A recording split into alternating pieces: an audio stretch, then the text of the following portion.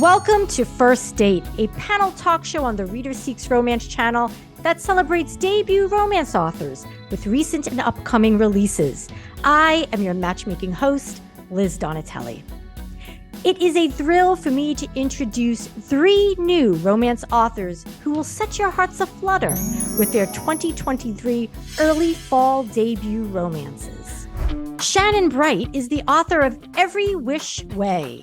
Pub date September 19th. Rachel RUNYA KATZ is the author of Thank You for Sharing. Pub date September 12th. Noreen MUGHEES is the author of The Misarrangement of Sana Saeed. Pub date October 10th. Welcome, authors, and congratulations on your debut romance releases. Hi, thank you for having us. Hi, thank you. Let's begin, as all first dates do, with an icebreaker. Tell me something about yourself that others would be surprised to learn. I'm going to begin with Noreen. Obviously, I am from India, so it shouldn't surprise people that I'm bilingual. But I am trilingual, and I can actually read 4.5 languages. 4.5 because some of the script I still can't, and another 4.5, like not another, but like I can also read and speak 4.5 languages, because there's certain dialects of certain languages in India that I can't speak. So that's one thing. And I'm very good with phone numbers. I can remember phone numbers from like 15 years ago to this day. Like my first phone number I remember from college, and my friends' phone numbers, even to this day I can dial by memory some of the numbers. I'm a numbers person. Okay. I'm an engineer by profession too, so I think that's another reason why. So as far as the languages, the 4.5 languages you can read, what are they? So I can read English, obviously. I can read Hindi, I can read Urdu, I can read Arabic, and I can read a little bit of Punjabi. That's why I said half. That is very impressive. Thank you. Rachel. I think this is hard for me because for a while it would be that I write romance novels. Like I wasn't telling people at work as much. I told people a couple weeks ago, but I think maybe a good one is that I did a philosophy minor in college. So that's because it was a minor. It's not like publicly on my degree, nor does it have anything to do with my job as a scientist or my job as a romance novelist. So it's a third thing, a secret third thing. Philosophy, the only thing I remember about that is in college is that I had an 8 a.m. philosophy class, and I only had to take a year of it. And man, I couldn't stand it because it can be very dry material, and taught by a boring professor could really ruin your appreciation for philosophy. So you must have had some good teachers. Yeah, and for whatever reason, the philosophy professors at my school, a lot of them had been Oxford trained, whether they themselves were British or like German or whatever. So there was a point where I read philosophy papers like in a British voice in my head because all of my philosophy professors were British. So I think that probably helped, entertain me a little bit. Shannon. So something about me is I went through a phase in middle school where I was really into spinning my own yarn, like on a spinning wheel. I would never have guessed. Immediately, I think Sleeping Beauty, right? Although I don't think Sleeping Beauty actually made her own yarn. But no, I think she just like pricked her finger, right? On the spinning wheel, yeah. Yeah. So that is, okay, there's a lot of questions, but I'll try to keep it to a few. How did that happen? How did that evolve? How did you become interested in that?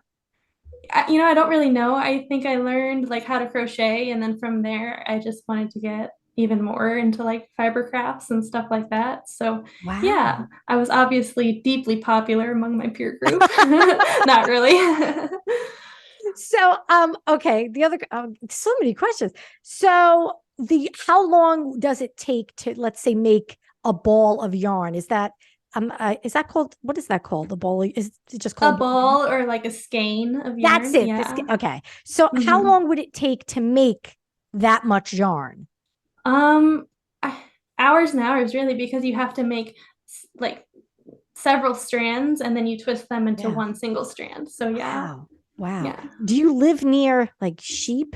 Because that's where you get the like sheep. Kind of, yeah, but you can also buy wool and stuff from Etsy. I think that's where I got most of it. I did have friends that had alpacas though, and they cut their own. So yeah. Oh, that's so fun. Yeah, I like that. Okay.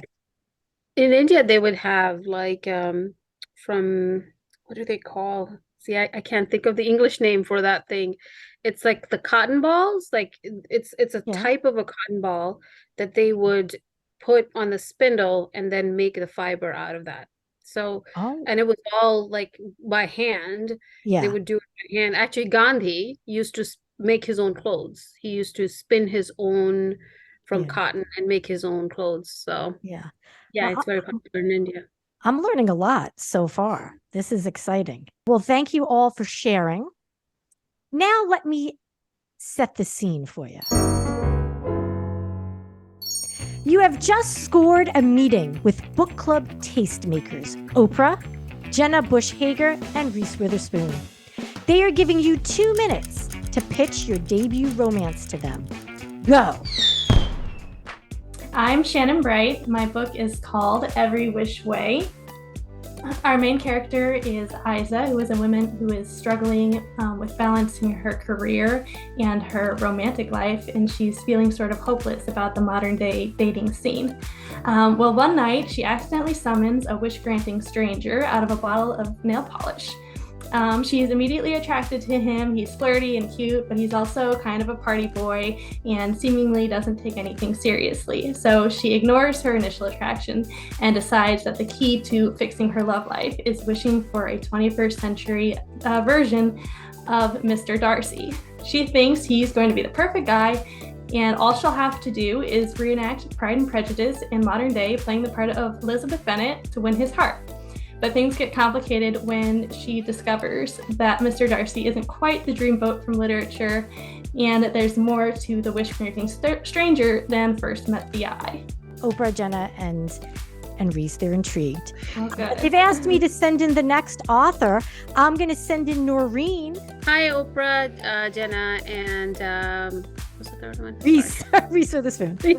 Reese. I know you guys like to uplift marginalized voices, so my book is a brown retelling of Persuasion with a little bit of Romeo and Juliet mixed in. It's about two big, loud, Desi families and these two star-crossed lovers who knew each other when they were young and then eventually had a falling out. Now he's back in his life, but she's already committed to get arranged through her family, and they're forced to work together on this important case. And then they start to develop feelings, and now she has to choose between love and duty. So that's the big question of my book. Well, even though you couldn't remember Reese's name, she's still intrigued, as is Oprah and Jenna.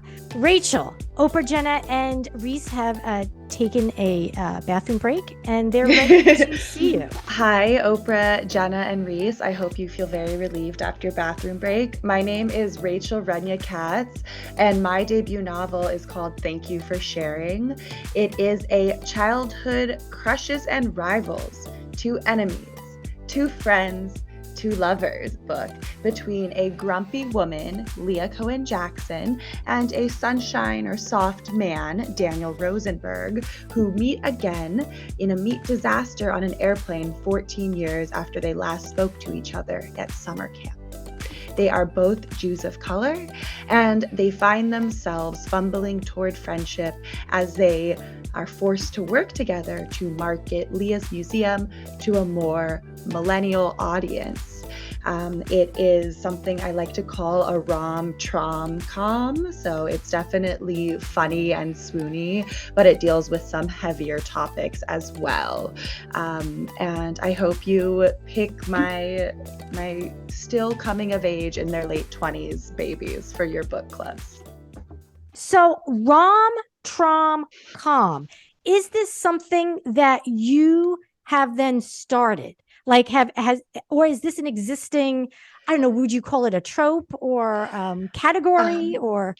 Yeah, so it's not a trope. Mhm. I kept calling my book a rom-com when I was on the offer call with my agent, Yeah. and she was like, "Yeah, it's funny.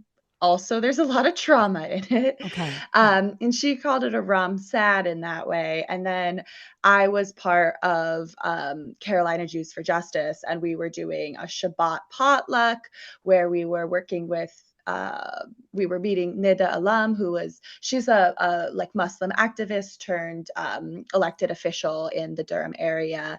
And I was talking about my book, and one of my CJJ comrades, when I said that, like, I don't know what to call it, she said, "Oh, so it's a rom-trom." And so then I was like, "Oh, a rom-trom-com," it's kind of, rhymes, it's Yeah. cute. Some people say rom-dramedy, and I think mean basically the same thing, but I'm we were joking about how having the comedy in the trauma and the trauma in the comedy is very Yeah. Jewish. So that's where that comes from. I love it. I love it. I love it. Rachel, if you could read the first line. Cohen Jackson, huh? That's quite the odd combo. Shannon. It is a truth universally acknowledged that a single woman in possession of profound independence and a successful occupation must not be in want of a husband. Noreen. It is the truth universally acknowledged that a single Desi woman in want of getting her nagging mom off her back must eventually settle for the most boringly eligible rishta alive.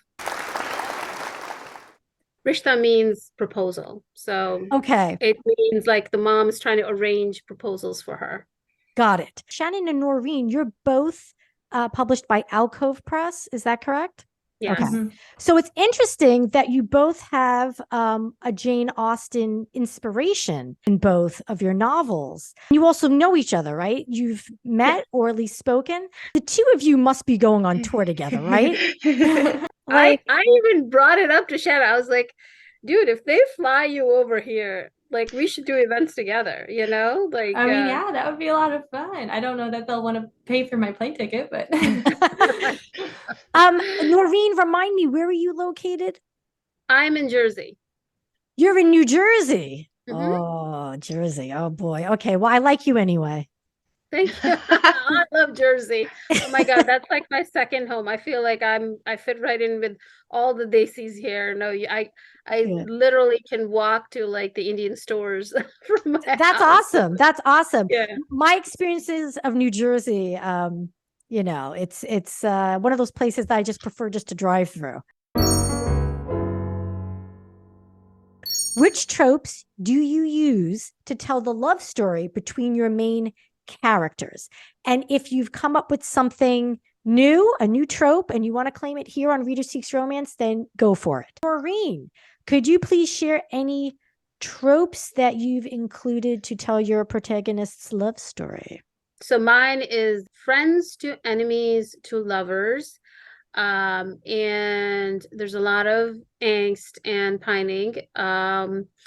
There is family feuds. There's a lot of immigrant drama. So you said immigrant drama. So yeah. I think you should claim that as the trope that you've.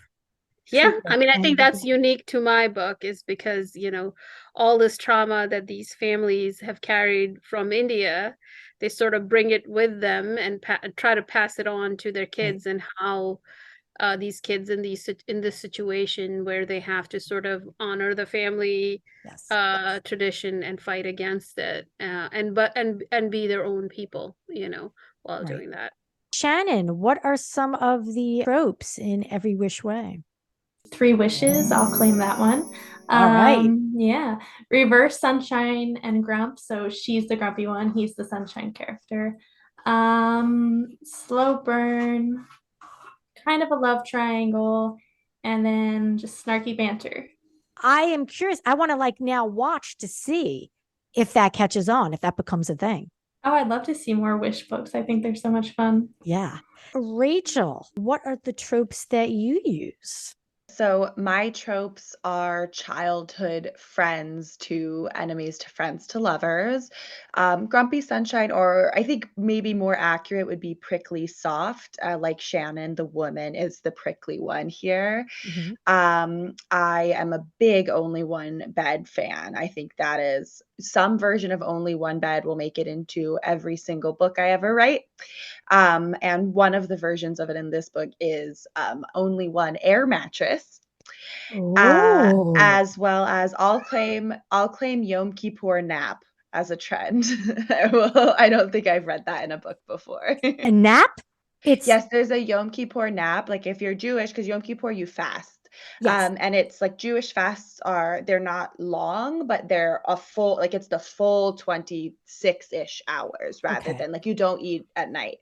And so there's like a break between the morning services and the afternoon services, and everybody goes home and takes a nap because you haven't. And they take a Yom Kippur nap together. Oh, okay. All right. So, We have something similar too in our culture. 'Cause in like our holiday is right after fasting in Ramadan. So our holiday, because you're so used to fasting for 30 days, so from sundown to sunset, that on Eid you're actually eating. So everybody pretty much after the morning prayers, they come home, they eat, and then they go to sleep. And then, people come and leave. And and they're usually on my extent, because like all my cousins and everybody, we collect at our house, so all our cousins and everybody is like sleeping all afternoon, and then evening we have the evening meal. So yeah, I think it's like, yeah, we have something similar. I feel like I'm learning so much tonight. Okay, so let's talk a little bit about heat levels. Now, I have an alliterative scale that goes from sweet to sexy to steamy to safe word. Now, safe word would be of a BDSM nature, and I don't believe that applies to any of your novels. So we can go within the sweet, sexy, or steamy. And you could tell me where your novel fits. So, sweet being closed door, no details. Sexy, the door is ajar, and there's sexy times happening. Steamy is a bit more graphic. Describe like the door's wide open, and the smoke is just coming out of the room or wherever they are, if they're on a mattress, an air mattress. Sweet, sexy, steamy. And all right, let's go. Shannon, what's the heat level of Every Wish Way? I would say it's between sweet and sexy. So it is fade to black, but you get a little bit of build up until it fades to black. So Do the three wishes in any way pertain to sexy times? no, not really. Okay. Because I was okay. Now, anyone who uses the three wishes trope down the road, they might want to make it wishes Yeah, that are you about could sex. get pretty creative there. You can. Okay. Rachel, what is the heat level of Thank You for Sharing? Heat level is so subjective. I have I been know. tagged in reviews that have called this incredibly steamy and that have called it closed door. Oh, Um, that's I don't think either is true. okay. So I'm gonna go with sexy. You're in the room, but it's not described like super detailed. Okay. Is the nap pretty sexy? No. I don't Only One Bed does not get consummated in my book. It's just about torturing the reader. Okay. So it's That's about why building it's that there. tension, Yes. that Yeah. delicious tension. Got it. Noreen, what is the heat level of the misarrangement of Sana Saeed? It's a sweet romance, so it's a Muslim romance, so the only way it can be is a sweet romance. Got it. Keep it halal. Okay. Would you say, are there kisses? Are there like, No, okay, no. so then there's no kiss. Okay. Hand Yeah. holding, would you say? Yeah, there's hand holding, and I think there's a kiss, but it's like after they're together. So Got there it. is a kiss, but it's after they're together. So Got it. yeah, towards the end of the book. Who did you dedicate your debut romance novel to? Why? And could you please read the dedication for us? Who did you dedicate Thank You for Sharing to, Rachel? I dedicated Thank You for Sharing to my partner, and the dedication reads, "To Patrick, I love you so big." Oh, that's sweet. Now, did Patrick know that you were going to dedicate the book? I think I kind of told him at some point, but he definitely did not store that information, because when I got my arcs, I handed it to him and I was like, "Read the dedication." And he was like, "What?" I was like, "Just like open, read the dedication." And he did, and he was very touched. That's very sweet. Very easy. Was there anyone in your life, Rachel, that is like, "Hey, I hope you dedicated Thank You for Sharing to me," and you're like, "Ooh, geez, I don't, like." So my Like best when it friend came and I out, they're like, "Hey, joked. you never dedicated it to me. Why not?" Luckily, we have the whole acknowledgement section, so people get their thank yous. But my best friend and I kind of joked about it, and I think it's really, I know which book is for her, and it wasn't this one. Noreen, who did you? I was gonna say, who did you invite? Oh boy, family. I have big families. That's why,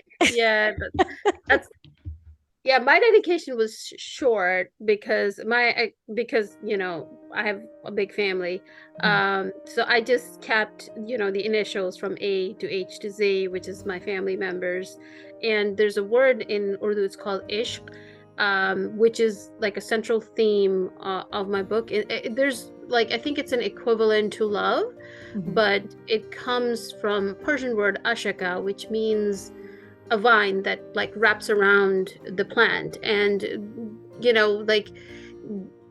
it signifies the kind of love that sort of is all giving, and it's deeper than just the word love. So I said from A to H to Z, and it's because they taught me what ishq is, and what it means to me. So so that was my dedication for my family, but basically my family. Yes. That's beautiful. And I like the imagery of the vine. Thank you for sharing. Shannon, who did you dedicate Every Wish Way to, and why? I dedicated it to my husband, and it reads, "To Sean, who is a wish come true." And he really is, because I would not be able to write without him. He's really good about, taking care of things around the house whenever I have to write, or reminding me to eat when I've been writing for hours and hours. That's awesome. That's awesome. Was your husband surprised that the book was dedicated to him? Probably not. I don't think he was too much. I mean, I think he was touched by it, but he wasn't super surprised. Oh, so he was expecting it, is what you're saying. I guess so, yeah. What is your romance writing superpower? So what do you think in your debut novel, you're solid. I really did a good job on that. And I think that's a strength of mine moving forward. Shannon, what is your superpower? I'd like to think that I'm pretty good at banter. And I think I get a lot of practice with my husband, because we kind of tease each other and poke fun at each other all day long. So nice. Was there anything that you included in Every Wish Way that came straight from a conversation the two of you had? I think a little bit of my husband makes it into all of the love interests I write. So whether it be a phrase he says all the time or a mannerism he has. So I definitely think there's a few little things that come from him. Okay. All righty. Noreen, what is your romance writing superpower? I think I have been told, I don't know for sure, but I've been told that I am able to portray the emotional arcs really well of the characters. And I can write the family politics really well. That's what I've been told, because obviously I've grown up with big families, so I know all about how families work, and especially immigrant families. So right. And food descriptions. I've been told I write really good food descriptions at home, and people hungry whenever they read my book. So food figures prominently then. I mean, if you come from a big family, I'd assume food is in it. But so you do some nice descriptions, huh? That's what I've been told, that every time I people have read my book, they've gotten hungry, especially people who know Indian food and, are familiar with the foods that I describe in my book.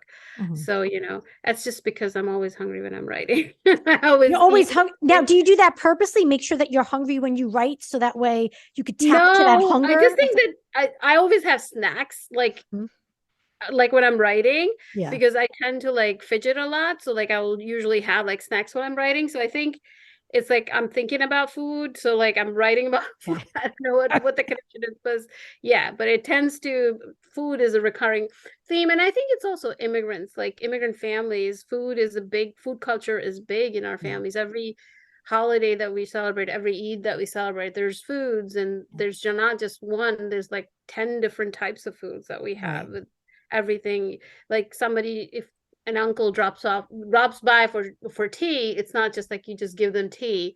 There's going to be like 5 things that you have to have ready and in the fridge, for people who just stop by. So it's like, that's what I kind of grew up with. So food, I would imagine. How prominently is that featured in Thank You for Sharing, Rachel? Don't disappoint me. There's got to be a lot of there's food. There's some descriptions of pumpernickel bagels and kimchi latkes. Oh, that's an interesting. Also, Leah is really hangry a lot, so she has like a fixation on food. But I don't want to. So I feel like you guys both said some I was thinking of. I'll go with I think I'm good at making my characters uniquely hot. I think that I communicate uniquely hot. Yes, I think I'm good at communicating what they look like and what like this book is dual point of view, and like what each of them finds attractive about the other in a way that is like, it's very specific, and I think can give people an image of what these two people look like without sort of, sometimes people have more broader stroke things, like they'll say, oh, like he's very masculine and like that's sexy to me, but I don't do as broad, like it's things that are very specific more to Daniel, or very specific to Leah, and I think I did that well in my second book, and I've gotten a couple of my blurbers, when they sent me their blurbs, they messaged me saying, I kind of want to just say, oh, they're both really hot. So I think it's one of my talents. I'm proud of that. Can you each share what you are working on now? So my second book is set to publish next fall. We haven't announced the title, but I have been told by my editor that I'm allowed to talk about it a little bit. And it is a sapphic road trip romance about 2 semi-estranged best friends who are going on the trip they were supposed to take with their other best friend before she passed away. So we're back in the rom-traum-com vibe again.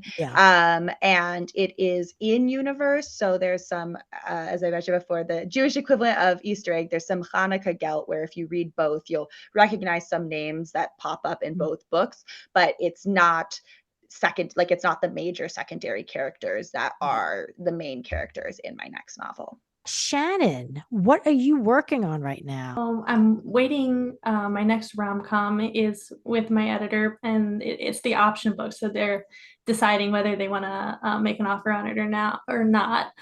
So while I'm waiting on that, my agent suggested writing something in a different genre so that we would be free then to go shop it with other editors. So I'm working on a comedic mystery right now, which is a whole different animal, and it's pretty tough, honestly, but I'm making headway. So, well, good luck. Good luck. Yes, thank you. I need it. Noreen, what are you working on? So I'm in kind of the same boat as Shannon is. I have finished my option book, which is again a rom-com, but I am going wide on my third book, which my agent's now looking at, and it's a romance, but it's more like a commercial. I would like to say it's more commercial fiction than just romance. I don't like write straight romances anyway, because my books tend to be a lot more about like family dynamics and like the whole multicultural element to it. So this one is a little further. It's a Great Expectations retelling, and it's actually set in India and New York. And so my agent's still looking at it. Hopefully, we can go wide later this year or maybe early next year for that. But my option book is, if it gets accepted, is in the same universe as the first book, but it's a standalone in a series with different characters. So actually, the first two characters in this book get married in Pakistan, and the book is around the marriage, and the tentative title is Four Weddings and a Baby. So yeah. Well, I wish you luck as well. I'm hoping this episode is gonna seal the deal for both of you, and your publisher's gonna be like, let's do those book twos. So good luck to all of you. Let's play This Title Needs a Story. I used Romance Book Title Generator to create original romance novel titles. You tell me what the story is about. So I have 5. So I'm going to ask you to pick a number between 1 and 5, and that is the title I will give you. You can tell me what tropes belong to this title, kind of the gist between who the main characters are, what really, a little bit of what happens. Noreen, can you please pick a number between 1 and 5? 3. Okay. The title is Love and Leather. Oh my God. But I was thinking about it. There's a there's a different type of heat levels you could apply that to. It could be something sweet, and it could be something like really, safe word. But Love and Leather, Noreen, what is that about? What's that romance about? I want to say it's a furniture store. Because I tend to be more towards a sweet, right? I write more sweet type of romances. So I want to say it's a furniture store. Okay. And there's 2 employees that work in this furniture store, are each vying for a promotion or like ownership of this furniture store. And it's sort of like rivals to lovers type of trope. And to see who gets the ownership or wins the ownership of the store. It's like a vintage type of furniture store. Okay. And they do a lot in leather. I was just going to ask, are there a lot of leather couches? Is that what we're dealing with here? Yeah, I want to say they deal with a lot of like, leather furniture type of things. Okay. All right. You see, there you go. I mean, some people might have been thinking something else about Love and Leather, but you put a nice sweet spin to it. So thank you, Noreen. Okay, Shannon, so now that means that number 3 is no longer here. So we have 1, 2, 4, or 5. Let's do 2. I somehow knew you were going to say that. And I'm glad, because this is really a title. Like, it's called The Stud Muffin and the Cupcake. Again, this came from a romance title generator. I had nothing to do with it. The Stud Muffin and the Cupcake. What is that romance about, Shannon? Well, it's got to be centered around baking somehow, obviously. Okay.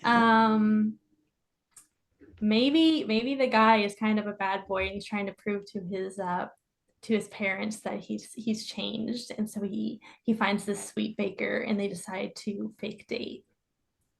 Fake dating. I didn't see it going in that direction. Oh, interesting. So Stud Muffin and Cupcake, are those the names that they give each other? Is there, being it's fake dating, is it a little bit of a enemies situation? Yeah. Okay. Probably they don't get along, so it's probably a snarky kind of nickname. Yeah. Okay. It's meant as an insult, and then in the end, of course, it's not an insult anymore. Okay. Now you get extra points in my book if you can work into it the 3 wishes trope. Oh, now that'd be difficult. So now, Rachel, so we have 1, 4, and 5. And I'll be honest, I think you should pick number 1, but you can pick what you want. 1, Okay, 4, I'll go with number 1 then. I'll take the suggestion. Okay.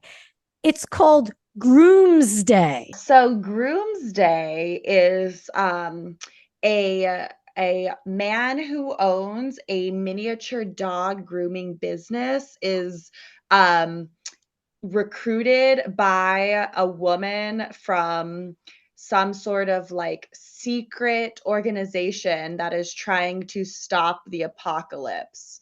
And it's a hijinks ensue, and that's why it's called Groomsday, because he's a dog groomer, and it's like a doomsday situation. I'll be honest, I didn't even see that coming. So we're working into the doomsday play on words plus a grooming business. Yeah, he definitely grooms dogs. That was the first thing I thought of. So. Okay. And did you mention if what the trope is? It friends to lovers or I think it's friends to lovers isn't. It's like a reluctant adventure partner trope. Like if you've seen The Lost City, yes. yeah. So that's like she does not really like want to be on this adventure, but like she gets kind of kidnapped and is put on the adventure, and then the man is like wants to save her, so he kind of wants to be there even though he shouldn't be. And so I would definitely have that on its head, where the woman wants to be there to save, and the man doesn't want to, but is somehow stuck in that situation. Being you mentioned the apocalypse, is there like a sci-fi twist to this? It's not like the zombie apocalypse, is it? I don't think it's a zombie apocalypse. I think there's like, I don't know, there's an asteroid coming somehow. And for some reason, tiny dogs are needed. I don't know. Okay. You all did brilliantly. If you use any of the ideas, just slap Liz Donatelli in the acknowledgements. These ideas are mine. And I've stolen the titles from Romance Novel Generator. So, good job. Thank you for everyone being a good sport. Just so you know, the titles you didn't choose. And if you're inspired to just right now, just throw it out there. These are the two that you didn't choose. Three's a Crowd and How to Steal a Heart. So those are the ones you did. So I don't know if either of them speak to any of you. Just throw an idea out there. Three's a Crowd is definitely a poly romance. That's that's for sure. I don't see how else you could do that one. Yeah. I figured it might be along that. Now, would you say it's Steal a Heart, maybe like a heist comedy, like a heist rom-com? A heist. Now, do you think that a literal heart is being stolen and they fall in love? So it's like you stole my heart. Like, what are your thoughts on that? I was thinking like a locket that's heart shaped, that's like really priced, like, in the millions, and then they somehow get caught in it. And that's what I was thinking.